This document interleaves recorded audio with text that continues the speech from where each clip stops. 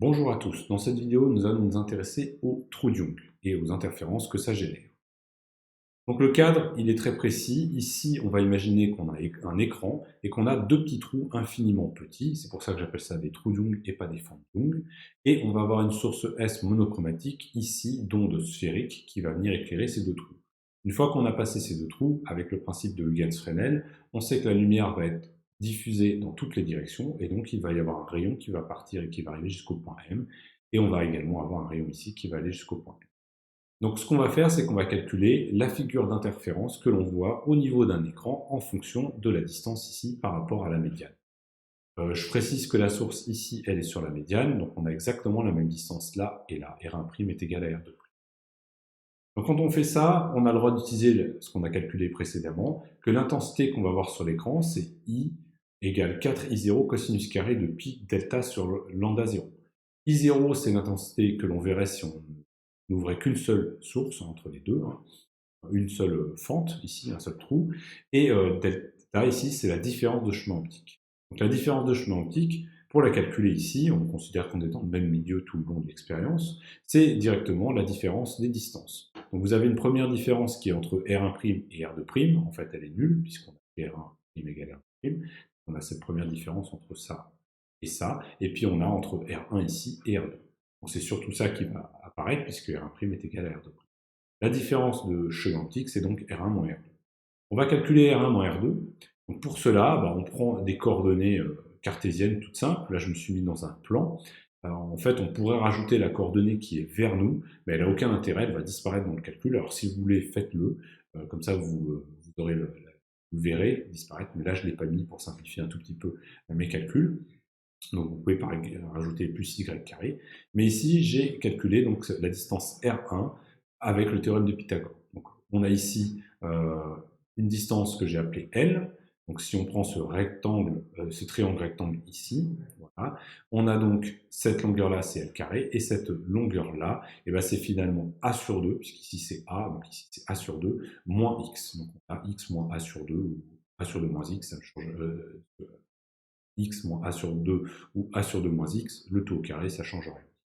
Donc voilà, on a cette formule, on prend la racine, et si on sort le L, si on sort le L de l'intégrale, on divise tout par L carré, on se retrouve avec L racine de 1 plus X moins A sur 2, le tout sur L au carré. Alors maintenant, on va faire une approximation pour se placer dans des conditions réelles des trous Young. On va supposer que la distance A ici est très petite, donc nous en fait, mon schéma est très faux, les deux ouvertures sont très très proches l'une de l'autre, et la coordonnée X est petite par rapport à cette distance. Donc finalement, ça va nous permettre de faire un développement limité, on va considérer que L est très très grand devant A et devant X. C'est pour ça que j'ai mis le L ici en factorisation. Comme ça, je me retrouve avec un développement limité à l'ordre 1 que je peux réaliser assez simple de la racine. Donc, je me retrouve avec 1 plus 1 demi de x moins a sur 2 sur L au carré.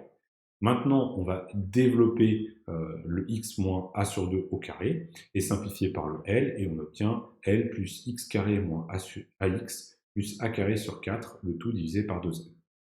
Une fois, essayez de faire cette manip de calcul qui n'est pas très compliquée, il faut savoir le faire. Alors voilà ce qu'on obtient pour la distance R1. Très bien, avec l'hypothèse que cette distance est très grande. En fait, on regarde les trous à une distance assez importante. En réalité, on va avoir des trous qui vont être espacés de peu, hein, on le millimètre au maximum, et on va regarder la figure sur au maximum 1 cm, alors qu'on va mettre l'écran, typiquement ça va être de l'ordre de la dizaine, voire dizaines de centimètres, voire plusieurs dizaines de centimètres, ou du mètre. Donc au final, on a le droit de faire cette approximation. Ici, donc c'est ce qu'on obtient pour R1. On va faire la même chose pour R2. La seule différence, c'est que tout à l'heure, on avait x moins a sur 2. Là, on va avoir x plus a sur 2. Ça va juste remplacer ce moins par un plus. Donc, je vous laisse vérifier cela. Et on obtient pour R2 ce développement limité. Donc maintenant, ce que je vais calculer, c'est le delta. Et vous voyez que les termes L vont se simplifier. Le terme x carré va se simplifier. Le terme A2 sur 4 va se simplifier. Il ne va nous rester que le terme AX sur 2L qui va rester 2 fois. Donc c'est pour ça que le 2 disparaît. Le moins n'a pas beaucoup d'importance puisqu'on va le mettre dans le cosinus et que le cosinus, de toute façon, cosinus de x et cosinus de moins x, ça donne la même chose. Donc en fait, le moins, vous l'avez ou vous ne l'avez pas, c'est pas important. Ça va dépendre de si vous avez mis R1 ici et R2 ici ou inversement. Très bien. Alors une fois qu'on a ça, on obtient, là j'ai retiré le moins, I égale 4 I0 cosinus carré de pi AX sur L lambda 0. Ça, c'est la figure, la distribution d'intensité qu'on va observer en fonction de X. Et donc, on va étudier ça rapidement. Alors, ici, je vous l'ai représenté. Vous avez, en fonction de X, centré comme il faut. Donc, pour X égale 0, c'est simple. Ce terme-là fait 0. Et donc, on se retrouve avec cosinus de 0, ça fait 1. Donc, on trouve 4i0. On a un maximum au centre de notre écran. Et ça, c'est normal, puisque si mon onde ici, elle parcourt exactement la même chose, vous doutez bien que les ondes vont arriver en phase. Donc là, on a vraiment interférence constructive. On a 4 fois l'intensité d'une source unique. Et puis après, on va osciller entre des minimums, des maximums, des minimums, des maximums, etc. Donc ensuite, si on regarde maintenant un petit peu plus cette fonction, il y a plusieurs choses d'intéressant à étudier. C'est très simple, c'est un cosinus au carré, donc c'est pas quelque chose de très compliqué, mais pour s'entraîner à regarder une figure d'interférence, on va définir un certain nombre de paramètres. Donc ce qui est intéressant, c'est de chercher la position des maxima. Donc les maxima, c'est à chaque fois que le cosinus vaut moins 1 ou 1, comme ça le cosinus carré vaut 1, et donc on aura à chaque fois une intensité maximale de 4i0.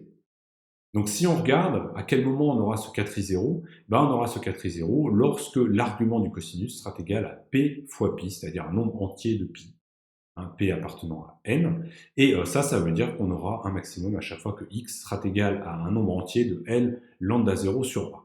Voilà, j'ai un maximum tous les L lambda 2, lambda 0 sur A, donc ici en 0, ici en L lambda 0 sur A, ici en 2 L lambda 0 sur A, et ainsi de suite.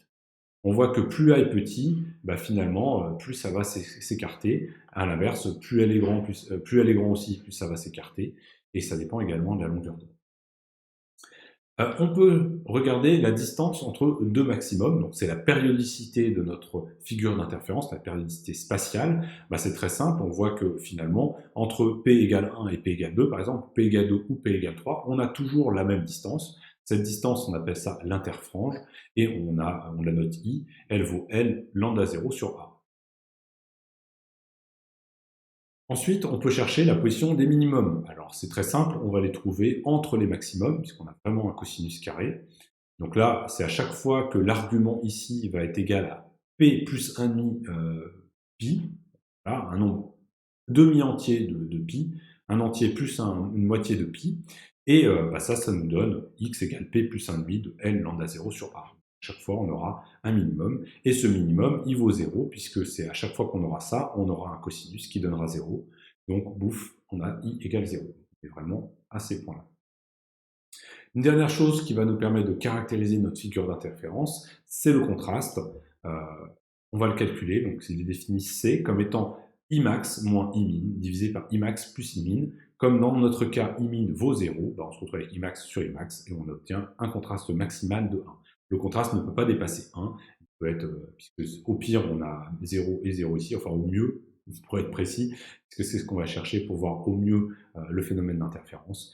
Et au mieux on a 1, et puis après on peut avoir quelque chose de moins bien. Et en fait le phénomène de brouillage, là je reviens un tout petit peu là-dessus, et finalement on peut aussi le caractériser par le contraste qui va diminuer, et à la fin on a un contraste qui est totalement disparu, puisqu'on a Imax égale Imin, quand on se met très loin, quand on prend en compte le fait qu'on n'a pas de source monochromatique réelle, mais des sources quasi monochromatiques. Mais là, c'était pas l'occasion c'était pas ce qu'on essayait de faire ici, on avait supposé une source parfaite. Voilà. Maintenant, on va s'intéresser à la deuxième partie, on va créer deux sources dans un montage type True Young pour arriver à la notion de cohérence spatiale.